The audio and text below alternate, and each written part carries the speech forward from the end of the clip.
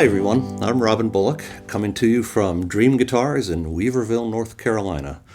I'm going to show you an altered tuning that I've been using quite a lot for a number of years now, and you might not have seen this one before. So I'm going to try to give you a little idea of what it's capable of. This is a tuning kind of based on the standard open G tuning, if you're familiar with that. The tuning where you tune all 6 strings of the guitar to the 3 notes of a G major triad, G, B, and D. So from low to high, low string to high string, the standard open G tuning goes D, G, D, G, B, D. Very popular blues tuning, very popular slide guitar tuning. There's a lot you can do with open G tuning.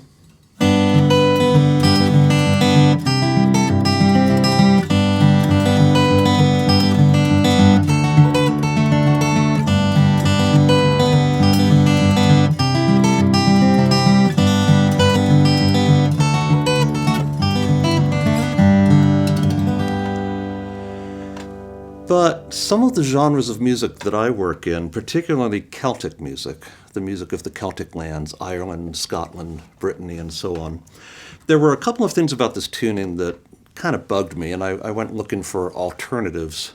One was the fact that if I'm playing a song in the key of G, and it's a 1-4-5 chord progression, meaning a G chord, a C chord, a D chord, in this tuning, I've got a nice low G note on the open 5th string and a nice low D note on the open 6th string, but I don't have a low C anywhere. The only C I have in the bass is way out here on the 5th fret of the 5th string, and that's not only an awkward reach, I mean it basically forces me to change position, but even after I do that, it sounds kind of thin by comparison with the G and the D. So I experimented with taking that low string and tuning it down even further, down to a low C. And it turned out that that opened things right up, because I still have an open G tuning on my top 5 strings. And then on the 6th string, I've still got everything I had before. It's just 2 frets higher than it used to be. But most importantly, I've got a low C now. So whenever a C chord comes along, got a nice, satisfying, big fat low C down there. So that struck me as, for my purposes anyway, one improvement on the standard open G tuning. But then the other thing that bothered me about it a bit for Celtic music particularly was a lot of traditional Celtic music is kind of harmonically ambiguous. It's somewhere between major and minor. It's kind of neither major nor minor. And so I found that having a major 3rd as my open 2nd string was kind of getting in the way. So just as an experiment, I took that string and I tuned it down from B to A.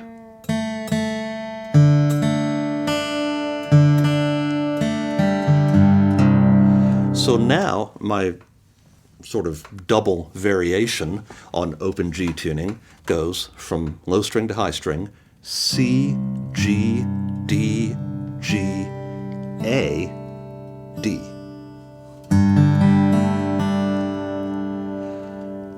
So along about now, you might be thinking, this is so different now from standard tuning that I'm just going to be hopelessly confused and I won't know where anything is. But there are a couple of things, a couple of patterns that present themselves that are not too different from standard tuning. First of all, now that I've got my top 2 strings tuned to A and D, they have the same relationship to each other as they do in standard tuning, where they're tuned to B and E. In both cases, it's the interval of a 4th. So,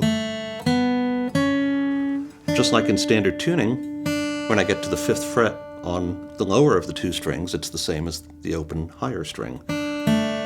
So 2-note chord shapes on those 2 strings work the same way as they do in standard tuning.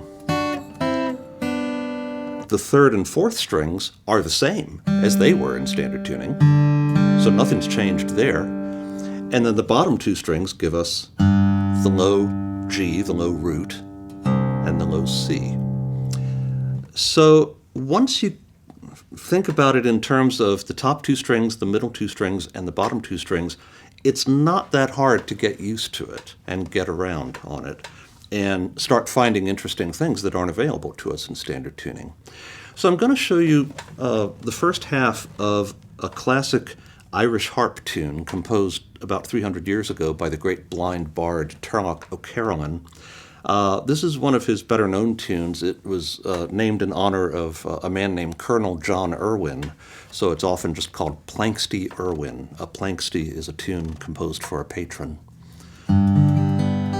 So I'll play through a little bit of it and then explain how I'm getting what I'm getting and why this tuning works so nicely for this tune.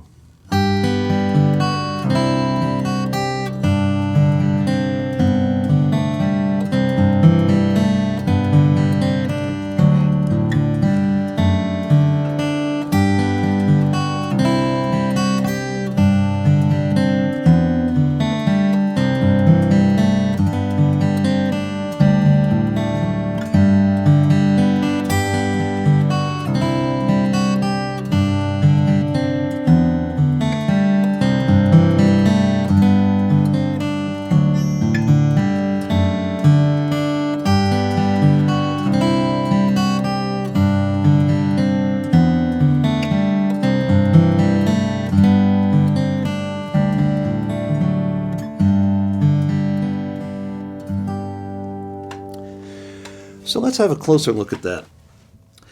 Whenever I'm dealing with Irish music, or really any Celtic traditional music, the first thing I look for is the melody. The most important thing in Celtic music is always the melody. So I'm looking for the melody on this particular tune. Like most Celtic harp tunes, this melody is entirely diatonic. In other words, it never leaves the scale that it's in this case, a standard major scale. So by comparison, if I look at the melody on a guitar that's in standard tuning, then just the melody alone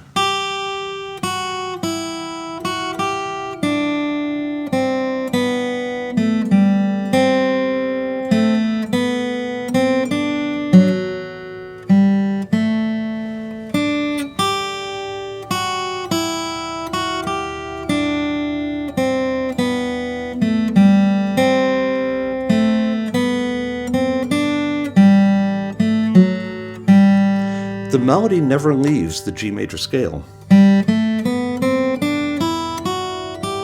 None of the in-between chromatic notes. It's purely the G major scale. And it's really only about an octave, plus one extra low note on the bottom. So if I played that same tune in standard tuning, it would work okay.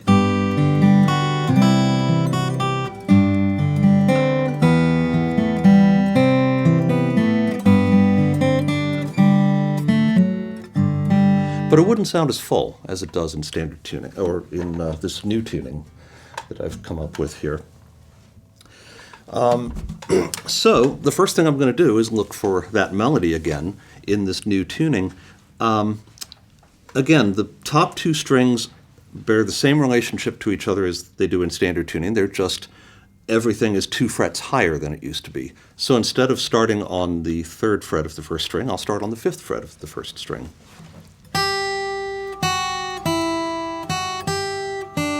And the only thing that's a little strange about this tuning for playing melodies is the fact that the 2nd string and the 3rd string are tuned only a whole tone apart. That's a smaller interval than we're used to having 2 strings tuned, but we're going to be able to use that to our advantage in just a moment.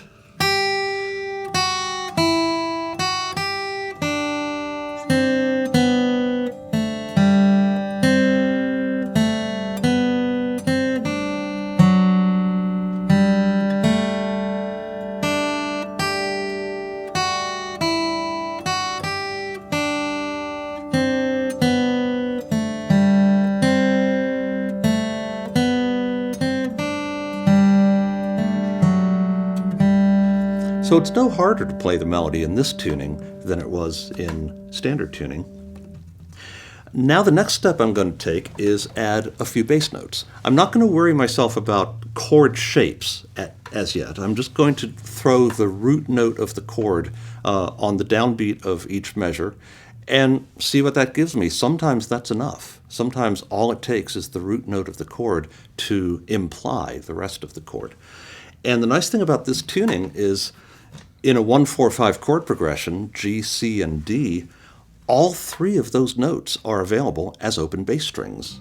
G is the open 5th string, C is the open 6th string, and D is the open 4th string. Or if you want D down in the same octave as C, it's also available. A lower D is available on the 2nd fret of the bottom string. So G, C, D, or even just G, C, D, everything open.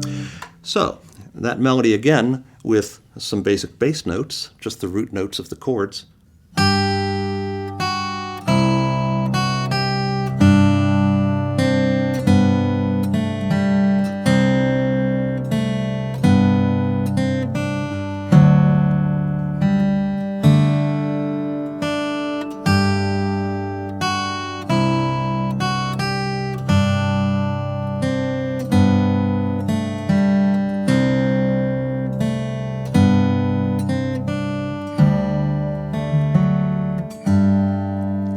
So far, so good. And it doesn't sound like we need a whole lot between the melody and the bass line. We may be able to put a few things in. But the first thing I'm going to do, before I even look for inside voices, I mentioned that we have the 3rd string and the 2nd string tuned only a whole tone apart. And you might have noticed that there were times in the melody when the easiest way to play a melodic line was using several different strings, and they all ring over each other if you do that, almost like a harp. So this sets up something that I've come to call harp-style playing, harp-style melody playing, for lack of a better term. So there are times when, instead of playing the melody in the usual linear fashion like this, that line right there, D, C, B, A, G, straight down a G major scale. I'm just going to move this note right here, this B on the 2nd fret of the 2nd string. I'm going to move that note over to the 4th fret of the 3rd string. And if I do that, then all 5 of those notes walking down that scale pattern, each one is going to be on a different string than the one before. Open 1st string, 3rd fret of the 2nd string, 4th fret of the 3rd string, open 2nd string, and open 3rd string. And they all overlap. You can't do that in standard tuning. Not that way anyway. So now, if I put that in,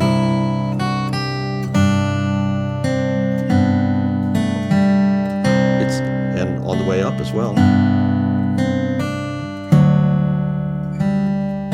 it's starting to sound like a harp in a way that you can't do in standard tuning.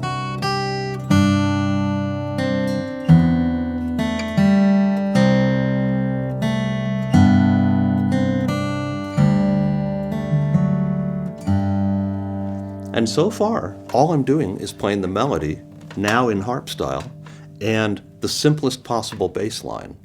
And sometimes, with Irish harp music, that's all you need, because that's all the old harpers did. But if I want to add to that,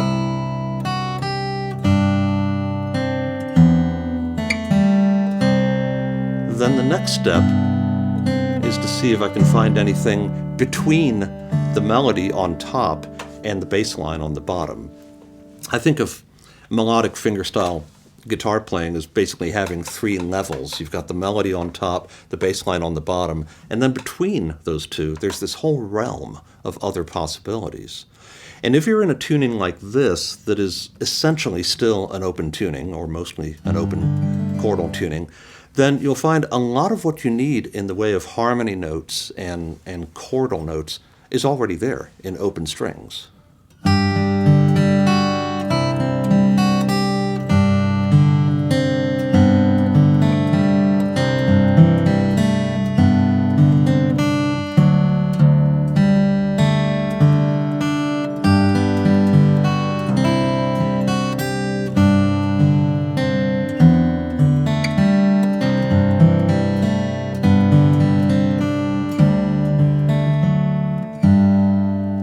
it's starting to come alive now, and you can see I've rarely gotten more than a couple fingers down at any given moment on my left hand. It's almost, I'm really using open strings a lot. I'm making the tuning do a lot of the work for me.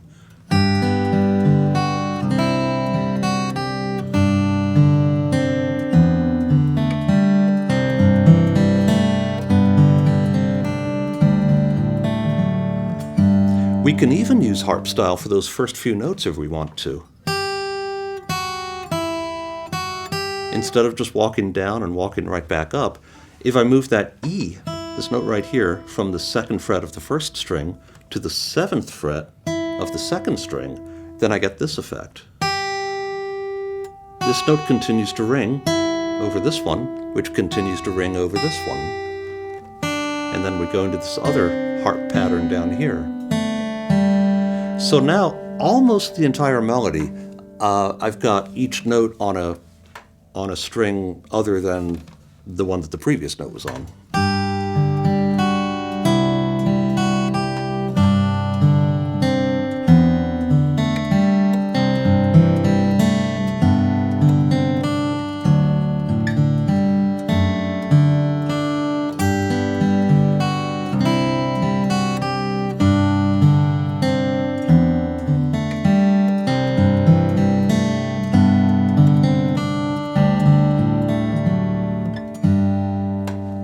So now it's really starting to come alive and sound like an Irish harp tune in a way that, in my opinion, it wouldn't if we were just doing it in standard tuning.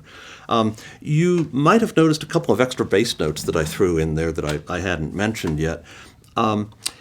These Irish harp tunes, and really Irish traditional tunes in general, there's no one absolute right chord progression. There's a number of different possible chord progressions that will all work. And so often the chords we choose are a matter of just individual preference. So right at the beginning, at the end of that first phrase, instead of going G to C and back to G and just hang there on G, which is perfectly fine, but I just thought it would give it an extra dimension if last measure right here, I'm putting an E on in the bass. That's the 4th fret of the bottom string. And what that does is that implies a full E minor chord. I'm not actually playing an E minor chord, but it creates the sound of an E minor chord in the listener's mind.